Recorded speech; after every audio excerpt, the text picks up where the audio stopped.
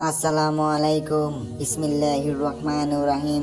সর্বলাস্টে যে ব্যক্তি জান্নাতে প্রবেশ করবেন, আজকের এই ভিডিওটি ফুল দেখেন, বুঝতে পারবেন। আসসালামু আলাইকুম। বিসমিল্লাহির রাহমানির রাহিম। সর্বশেষ যে ব্যক্তি জান্নাতে যাবে তার ঘটনা। জান্নাত এমন অনিন্দ্য সুন্দর আবাস, যা কোনো চোখ দেখেনি, কোনো কান শোনেনি এবং কোনো অন্তর তার সম্পর্কে কল্পনাও করতে পারেনি। আল্লাহ তাআলা অশেষ অফুরান নেয়ামত রেখেছেন সেখানে। জান্নাতে যে যাবে সে জান্নাত থেকে কখনো বের হবে না, চিরকাল জান্নাতি হবে তার ঠিকানা ও আলোয়।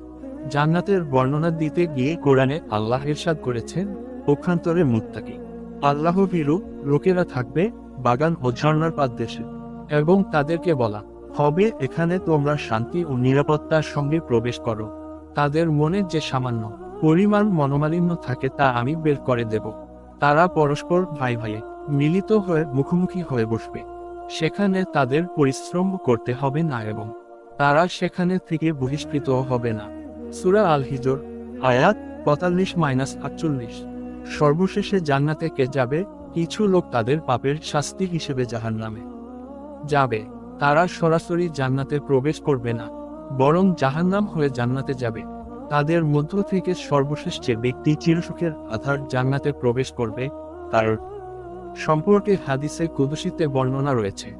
আব্দুল্লাহ ইবন মাসুদ রাদিয়াল্লাহু আনহু থেকে বর্ণিত হাদিসে আল্লাহর রাসূল সাল্লাল্লাহু আলাইহি ওয়াসাল্লাম বলেছেন, আমি অবশ্যই চিনি জাহান্নাম থেকে মুক্তি লাভকারীর সর্বশেষ জাহান্নামী ও জান্নাতে প্রবেশকারীর সর্বশেষ জান্নাতীকে। জনৈক ব্যক্তি হামাগুড়ি দিয়ে জাহান্নাম থেকে বের হবে। আল্লাহ তাআলা তাকে বলবেন, যাও জান্নাতে প্রবেশ করো। সে জান্নাতে আসবে, তাকে ধারণা দেওয়া হবে, বলা হবে, জান্নাত পরিপূর্ণ। সে ফিরে এসে বলবে, হে আমার রব, আমি তা পূর্ণ পেয়েছি।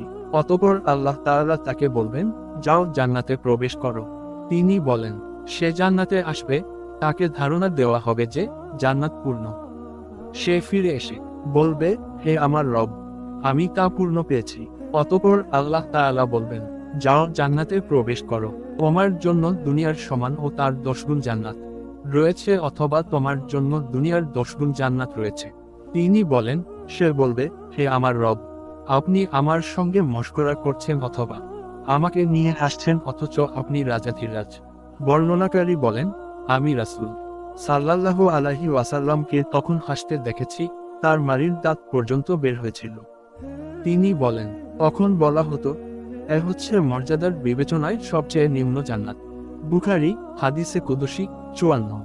ইবন মাসুদ রাদিয়াল্লাহু আনহু থেকে বর্ণিত আরেকটি হাদিসে রয়েছে, রাসূল সাল্লাল্লাহু আলাইহি ওয়াসাল্লাম বলেছেন, সর্বশেষ জান্নাতে প্রবেশ করবে এমন ব্যক্তি যে একবার চলবে, একবার হোঁচট খাবে, একবার আগুন তাকে ঝলসে দেবে।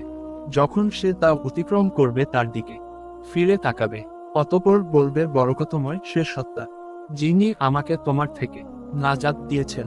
নিশ্চয় আল্লাহ আমাকে এমন বস্তু দান করেছেন যা পূর্বাপর কাউকে দান করেননি। অতঃপর তার জন্য একটি গাছ প্রকাশ করা হবে। সে বলবে, হে আমার রব, আমাকে এই গাছের নিকটবর্তী করুন, যেন তার ছায়া গ্রহণ করতে পারি ও তার পানি পান করতে পারি। আল্লাহ তাআলা বলবেন, হে আদম সন্তান, যদি আমি তোমাকে এটা দান করি, হয়তো আবারও অন্য কিছু তলব করবে। সে বলবে, না হে আমার রব।